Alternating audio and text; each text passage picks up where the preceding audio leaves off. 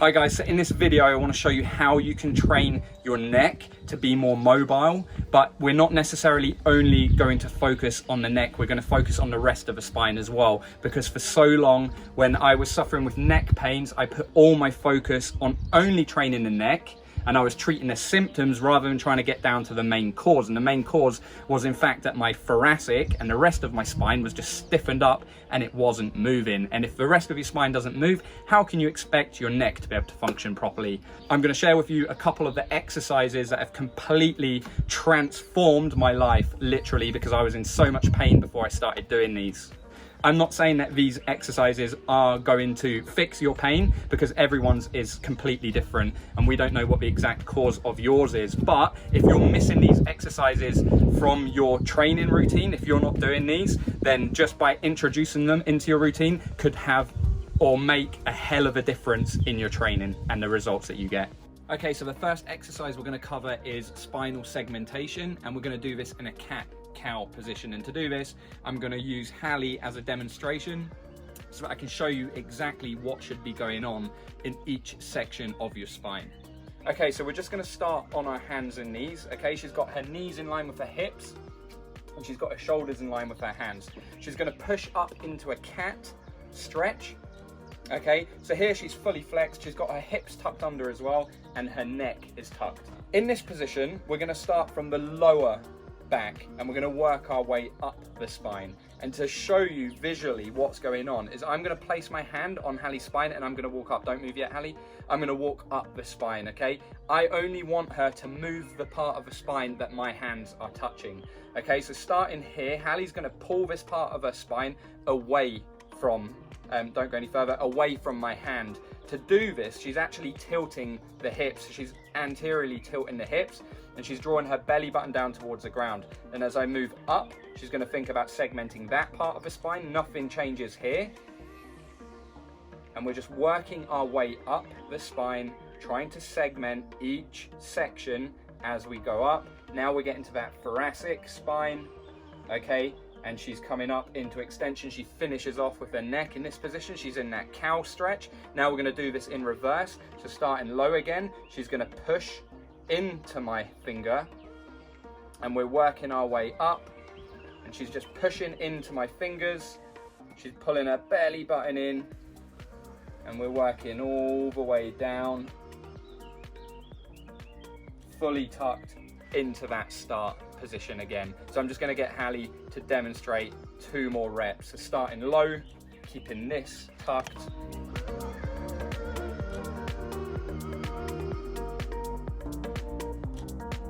Just imagine that the fingers are moving up the spine as we segment each section. Finish here nice and strong, good.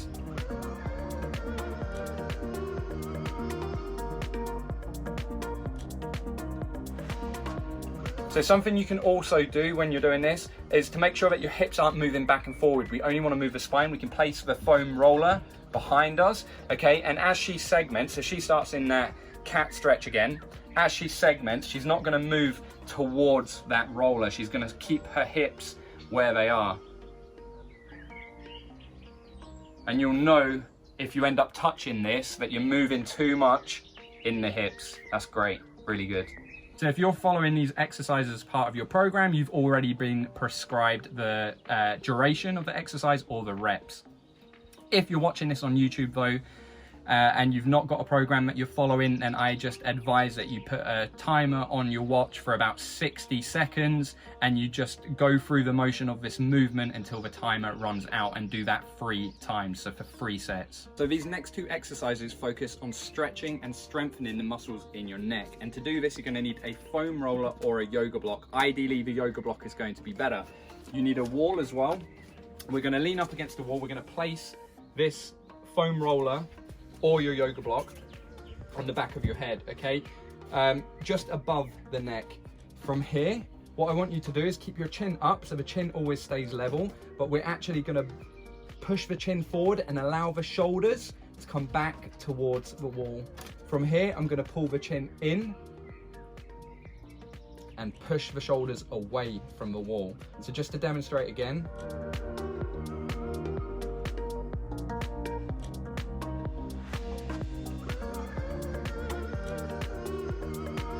If you're doing this one properly, you're going to feel those muscles in the back of your neck burning up as you're doing this, but you shouldn't be experiencing any pain.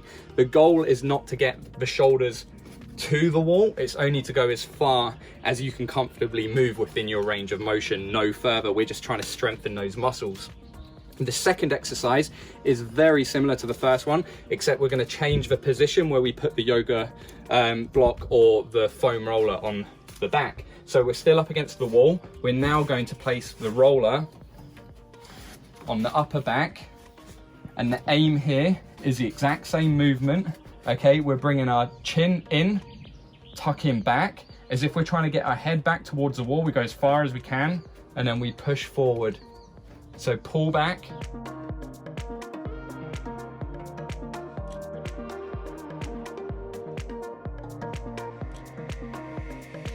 When you're doing both of these exercises, I just want you to make sure that you're maintaining a stable core. Okay, so we're not getting lots of movement in the rest of the spine. We really want to try to isolate and focus on the neck. If you're following this in your program, then you may have different reps and sets prescribed to you. But if you're just watching this video and you want to know as a guide how many reps and sets you should be doing, then 3 sets of 15 reps will be a good start for this exercise. Okay, so we're going to use this next exercise to strengthen the thoracic. Okay, to do this, you're going to need a wall. You're just going to sit yourself, lean yourself up against the wall. Okay, I want you to try and get your lower back in contact with the wall if you can. Okay, so that just requires you to tuck your hips, create a posterior tilt, squeeze your glutes, pull your belly button in. We're trying to focus on the thoracic, so the upper spine. You're just going to cross your arms over your chest and then put your head against the wall. Okay, from here, just tuck the chin slightly and then try to peel, starting from the top, down, away from the wall, but do not let that lower back come off the wall. You always want to maintain contact. Go as far as you can. You can feel a real stretch here throughout the spine. Once you get here, we're just gonna hold it for a second, pause, and then we're gonna bring ourselves back up towards the wall, and that would be 1 repetition. So we're gonna go for a few more of those. So tuck the head slightly, start from the top, think about segmenting your spine down the way, but do not let that lower back move. You'll feel that stretch throughout your whole thoracic. Really crunch the abs here. Pause and bring it back up to the start position. So if you're comfortable with this exercise, you can start adding weight, okay, to strengthen this position. To do this, we're going to use a medicine ball. This is 8 kilograms. This is quite advanced, but I know that in most gyms they do have like quite a lot of options for this. So use something really light, or even use a football, or just something really light. We're going to go into the exact same position. I'm going to wrap my arms around this now, okay, and I'm letting my scapula like wing essentially. Okay, so you can see I'm rounded in the upper back, but I'm still trying to maintain contact with the lower spine on the wall. From here, I'm going to tuck and I'm going to crunch. It's the exact same exercise. Go down as far as you can, pause for a second, and then bring it back up.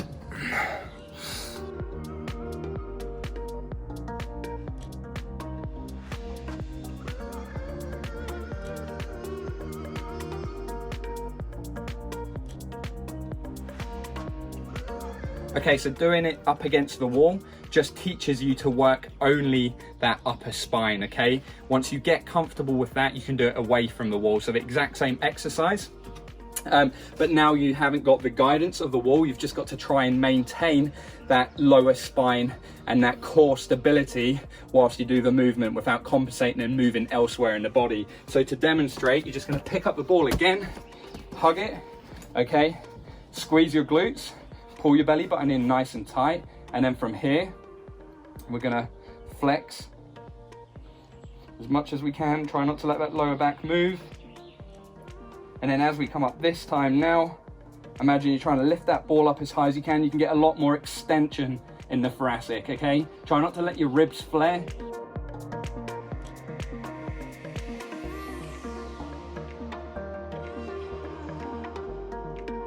Okay, so now we're going to do a loaded variation of thoracic CARs, okay? Controlled articular rotations to take the upper spine through its full range of motion and strengthen that position.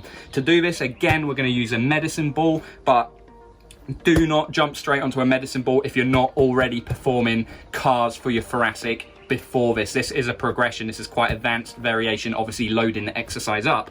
We're going to adopt the exact same position as the last exercise. We're going to hug the ball, okay? We're going to squeeze onto that ball and create as much tension as we can. We're trying to not move anything in the lower spine. We're focusing on that upper spine. Take a nice deep breath, feel your diaphragm, okay, and try to maintain that tension in your body throughout the whole movement. From here, we're just going to crunch. So flex the spine, and then I'm turning to the side, okay?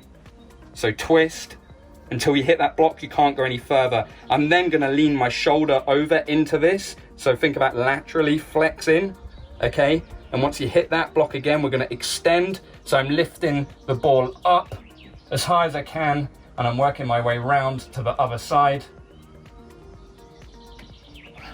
And I'm bringing this shoulder over and back in to the middle. We're going to go in the opposite direction now.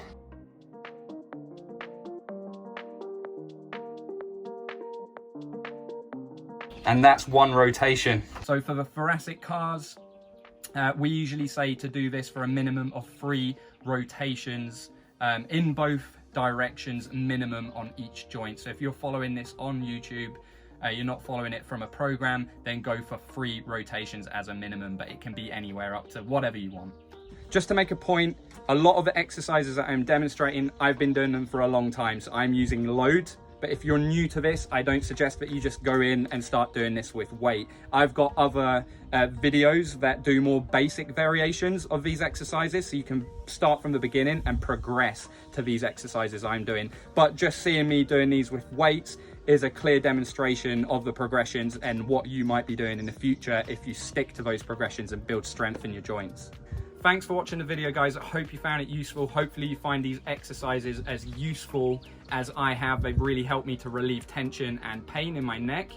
We are making all of these exercises as tutorials which go into our programs that we sell, and they are available on our website. We have a program available for almost every joint in the body, so make sure to check those out. I'll add the link in the description below.